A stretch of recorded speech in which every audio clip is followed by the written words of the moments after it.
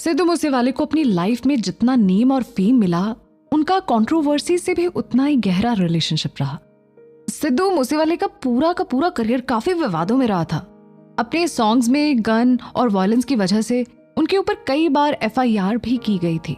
सिद्धू मूसेवाला कई बार अपने इंटरव्यूज में कह चुके थे कि उन्हें अपने हेटर्स और अपनी नेगेटिव इमेज से कोई फर्क नहीं पड़ता था और वो कुछ भी गलत नहीं कर रहे थे। सिद्धू मूसेवाला अपने सॉन्ग्स की वजह से काफी पॉपुलर हो चुके थे और उनके हेटर्स को ये बात पसंद नहीं आ रही थी और इसी वजह से कई लोगों ने उनकी शक्ल और लिरिक्स का खूब मजाक उड़ाया था।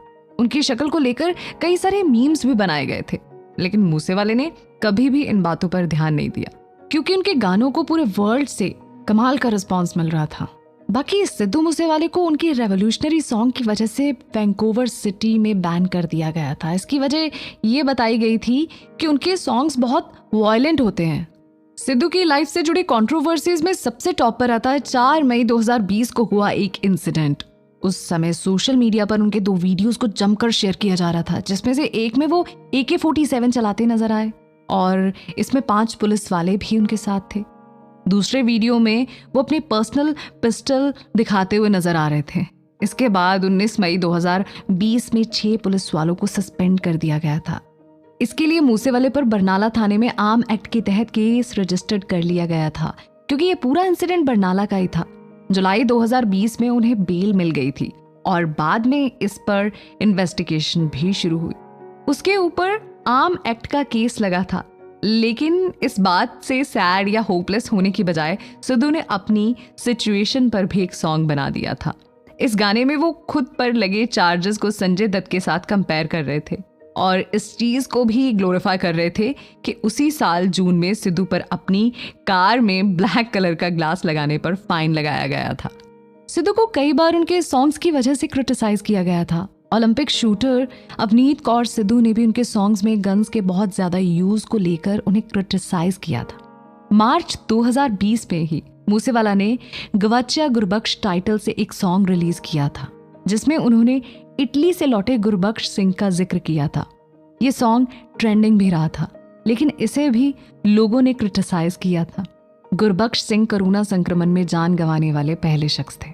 2020 में ही 12 अप्रैल को फिर से वो कंट्रोवर्सी में आए थे, जब उनका वीडियो स्केपगोट रिलीज किया गया था, जिसमें उन्होंने वोटर्स को गद्दार यानी कि ट्रेटर्स कहा था। इसके साथ ही वो पंजाबी सिंगर करण औजला के साथ राइवलरी की वजह से भी काफी विवादों में रहे थे। इसके अलावा 2019 में भी सिद्धू एक बहुत बड़े विवाद में फंसे थे। सितंबर 2019 में वो अपने एक सॉन्ग में माई पागो का ऑब्जेक्शनल यूज करने की वजह से खबरों में बने थे।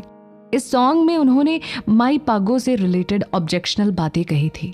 इनफैक्ट इस सॉन्ग की रिलीज के बाद उनके गांव मूसा में भी टेंशन का माहौल हो गया था। उस समय कई सिख जत्थेबंदियों ने उनके घर के सामने प्रोटेस्ट भी किया था। प्रोटेस्ट करने वालों का कहना था कि माई पागो का नाम सिख धर्म में काफी प्राउड के साथ लिया जाता है और उन्होंने अपने लोगों के लिए काफी सेक्रीफाइस भी किए थे। माई पागो को माता पाग कौर के नाम से भी पहचाना जाता है। वो एक सिख महिला थी जिन्होंने 1705 में मुगलों के अगेंस्ट सिख सोल्जर्स को लीड किया था।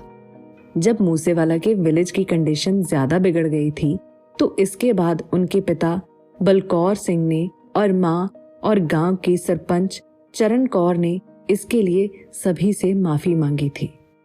बाद में खुद मूसेवाला ने भी सोशल मीडिया पर इसके लिए माफी मांगी थी और साथ ही उन्हें मार्च 2020 में अकाल तख्त पर भी पेश होना पड़ा था।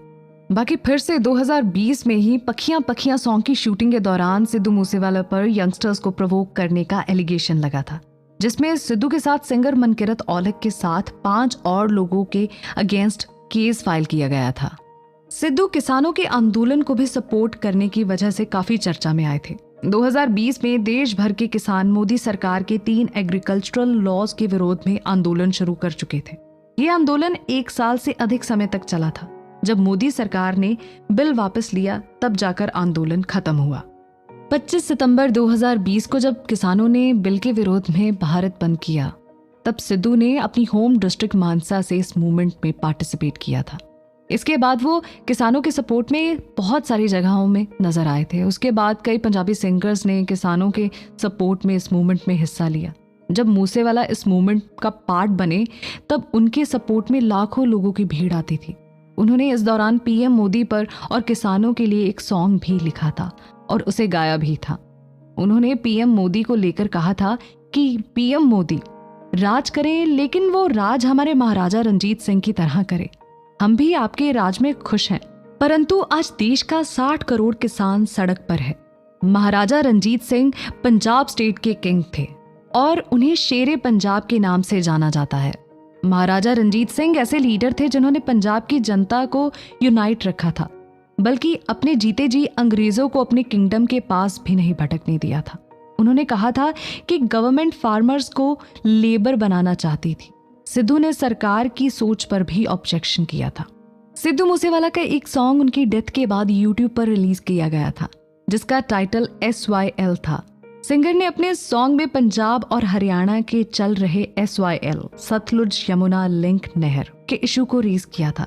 इस सॉन्ग में सिद्धू ने एग्रीकल्चरल लॉ को लेकर शुरू हुए फार्मर मूवमेंट और लाल किले का भी जिक्र किया था, जिसके बाद गवर्नमेंट की तरफ से इस सॉन्ग पर एक्शन लिया गया था। यूट्यूब की तरफ से इस गाने को कुछ समय बाद ही डिलीट कर दिया गया। गवर्नमेंट की तरफ से लीगल कंप्लेंट होने के बाद इस सॉन्ग को यूट्यूब से हटाया गया था।